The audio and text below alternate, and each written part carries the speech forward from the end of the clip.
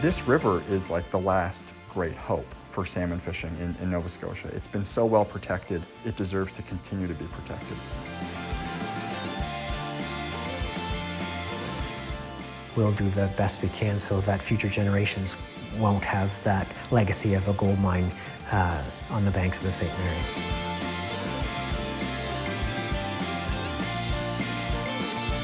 I mean, there are lots of salmon spawning in the St. Mary's River.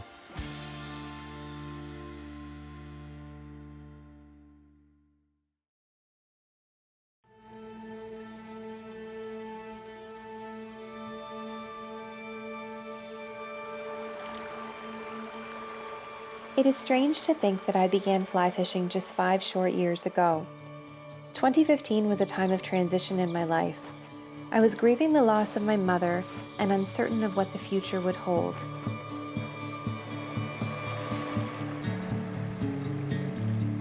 It is said, the teacher appears when the student is ready.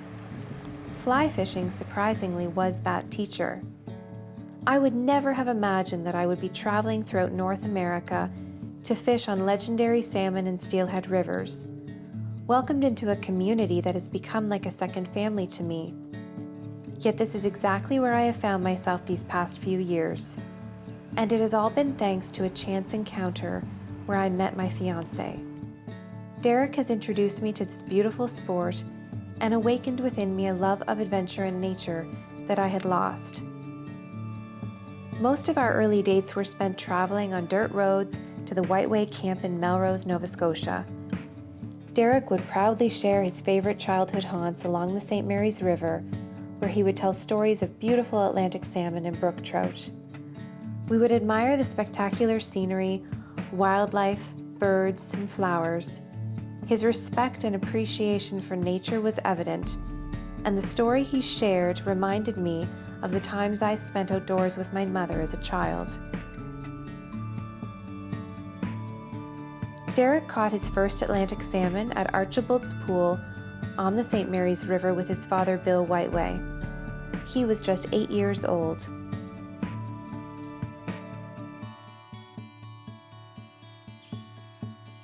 Selling flies on Silver's Bridge, it was the highlight of our year. I would tie flies all year round to be able to sell flies. And I mean, and a lot of these guys traded flies. They were like, here's $1 for a fly, and can I give you one? And they take my fly. And then for the whole rest of the year, I'd have all these different patterns and different stories about different flies that I could tie. And like the lingo, that's where you kind of learned it, when they're like, well, you need to dead drift this one. So I knew what dead drift meant, just from all these different stories and just how much pride these guys had in them. The legacy of angling that was left to Derek is one that he carried with him throughout his life, and it is now one that we both treasure because of the solace and the healing that it brings to our lives.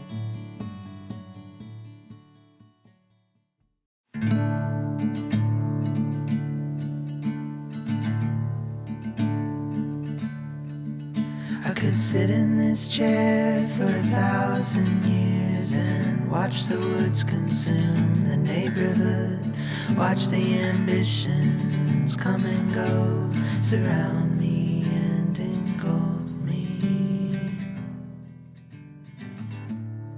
Winters are long in Nova Scotia, and like most anglers here, we spend the snowy months tying flies and planning for spring. This season, however, was different. The global pandemic resulted in a delay to our fishing season, but it afforded us the opportunity to disconnect from society and the stressors present, scout the river, explore the surrounding forests, forage, and immerse ourselves in nature completely. If there was a silver lining to all of the unknowns, we had found it.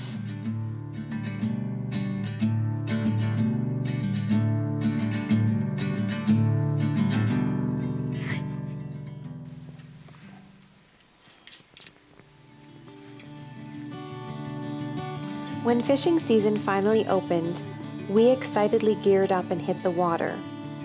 We spent beautiful days hooking and releasing gorgeous brook trout.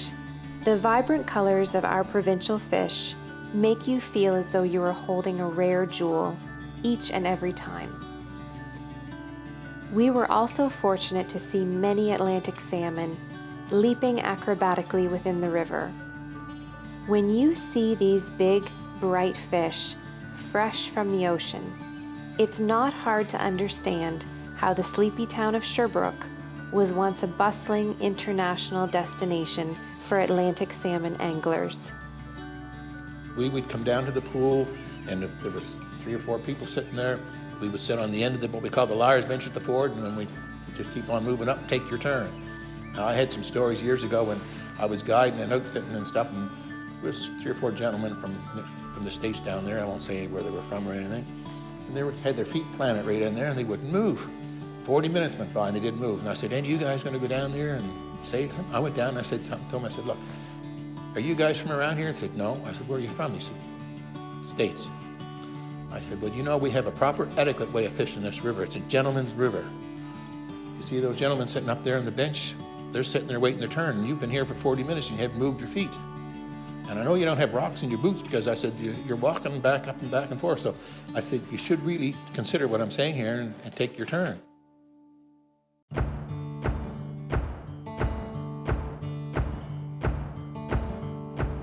In its heyday, the St. Mary's was lined with anglers taking turns, rotating and fishing from riverboats. People like Babe Ruth visited the river, and in more recent years, Tom Rosenbauer and his family.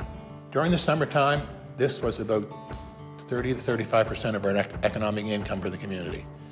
If Jack Anderson was alive, or Scotty Fraser, or Doc Silver, and a few more of those old guys, they would tell you the same thing, and maybe even a little bit more than that. You know, I can remember wandering around through Sherbrooke with my little posse of friends and whatnot, and just seeing fishermen through the village, through the town, lined up at the pools, traveling on our little BMX bikes and whatnot up to the Ford Pool and the Oak Tree, all through those areas, and just seeing people taking their turns at the pool and trying to get the big one. Throughout the years, the St. Mary's has had its fair share of challenges. In the late 1800s, miners lived along the river and worked the Crow's Nest gold mine. Logging was also a large part of the local economy and resulted in eroding the banks, widening the river. The St. Mary's River Association has worked on countless projects to improve the health of the river and to protect, manage, and restore river habitat since 1979.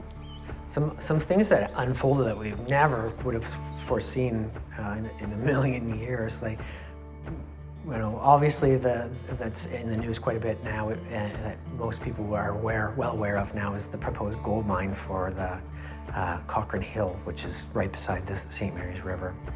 That one probably is our largest threat to the future of the St. Mary's and our community as well. The St. Mary's has been so well protected. It's a diverse and vibrant ecosystem. We need to have economic growth. We need to have economic activity. And so to some extent, when you look at a place, you need to see dollar signs. But I refuse to look at the St. Mary's and look at the river and look at the trees and the minerals that are underground and see the dollar signs there. It is an absolute gem of an ecosystem, and we should be focusing on having economic development that's built around tourism and ecotourism specifically. And that will create wealth working with the ecology of the area rather than destroying it.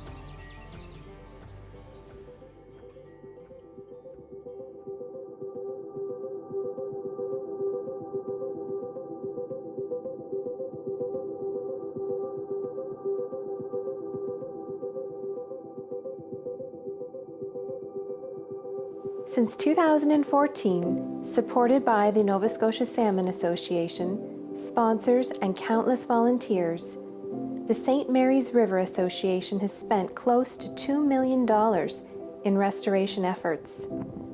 This crucial work has yielded proven results. The St. Mary's River is home to one of the last sizable populations of wild Atlantic salmon on the Atlantic coast of our province.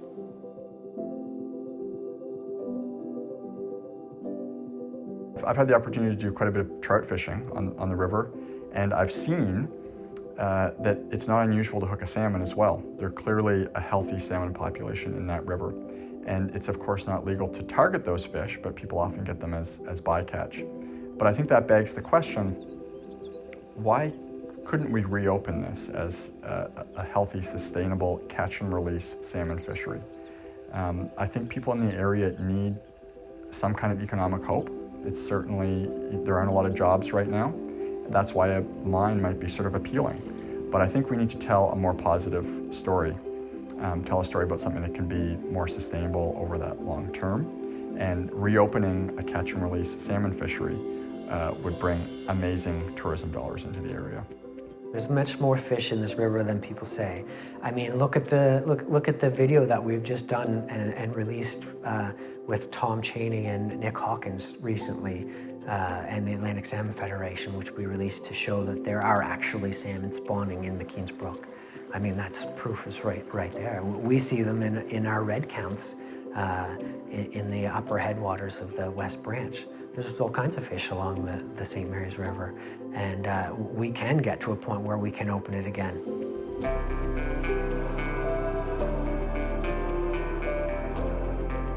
The diverse species that call the St. Mary's River home do not have a voice, but you and I do. As anglers and conservationists, we are the river keepers, the stewards. We have the unique opportunity today to rally together to protect this river for future generations to come. What will you choose to do with your voice?